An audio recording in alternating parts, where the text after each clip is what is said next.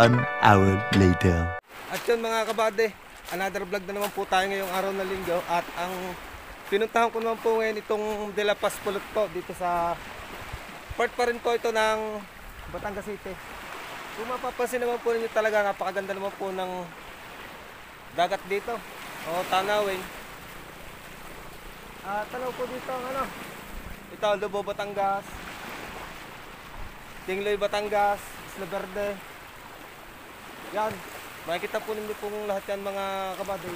Yan po lahat ay part po yan ng Batangas.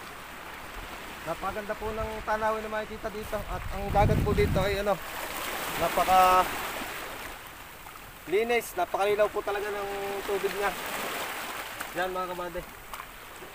Bale, ang oras na po ngayon na alauna na po ng hapon, napakainit na po ng pagpunta ko po dito sa De La Paz Pulot. Pero kahit po ganun na okay lang at napakaganda naman talaga ng view. At nare-relax po talaga ako dito sa mga ganitong pasyalan o dagat. Ngayong mga magmamahal na araw na, dito po perfect na perfect puntahan po sa lugar na ito. Napakahaba po nitong baybayin ng De La Paz proper.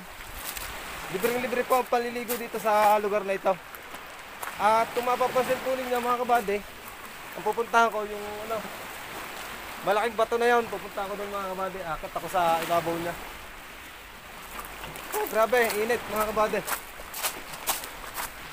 Bale solo rides lang ako ngayon mga kabady. At ngayong araw ng linggo ay araw ng pahinga ko. Pero hindi ko talaga magawa magpahinga mga kabady. At gusto ko po talaga na may ma-share ako na mga video sa inyo. At salamat po sa suporta niyo sa aking FB at YouTube. Kung wala po kayo ay wala rin po ako. At shout out nga pala po sa mga taga De La Paz Pulot. Binabati ko po kayo lahat at napapasyal po ako dito sa napakaganda po yung lugar.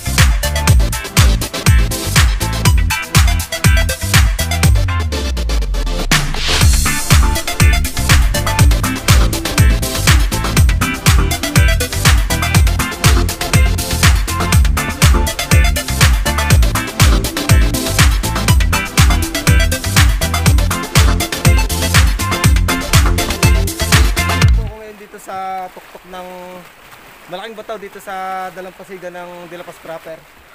Kung makikita ninyo mga kabady, ito yung malaking bataw. Nandito na ako sa ibabaw niya. At yan yung mga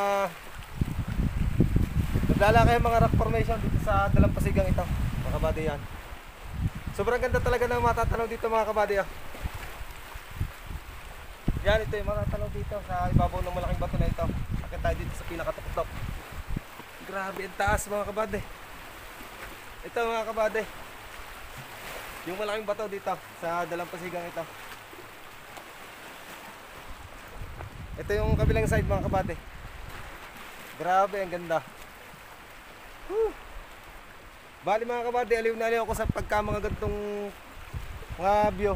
Talagang naaliw ko yung sarili ko dito sa mga gantong lugar. Napakalinaw ng tubig mga kabady.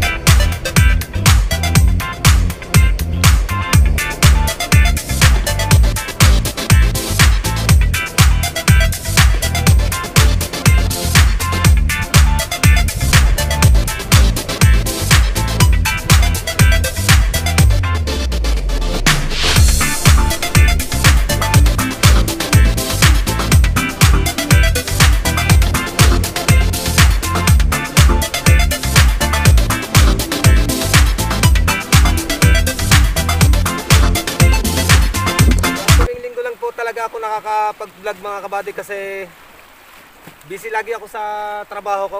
Kaya yung araw ng pahinga ko ng linggo ay hindi ko talaga maipahinga mga kabady kasi gusto kong makapamasyal ako at makakita ng mga gantong tanawin kasi nare-relax ako mga kabady pag nakikita ko ng mga gantong lugar na mga pasyalan, dagat, ilog. Naaliw kasi ako kasi ito talaga yung pangarap ko talaga na maging isa akong vlogger kumbaga mga kabady. At ngayon ay nandito na ako sa vlogging at salamat pa rin po sa mga suporta ninyo sa aking mga video na ina-upload. At kung wala kayo ay wala rin ako. At masaya ako at unti-unti nang dumadami yung followers ko sa FB at YouTube. Bale sa FB ay nasa 6K plus followers na kaya salamat po sa inyo. At dito ko na po tinatapos yung vlog ko po dito sa Dilapas proper. Kung nagustuhan po ninyo ang video, pakishare na rin po at pakihit po ang notification bell para updated po kayo palagi sa upload ko mga video. Maraming salamat po at God bless po sa atin lahat.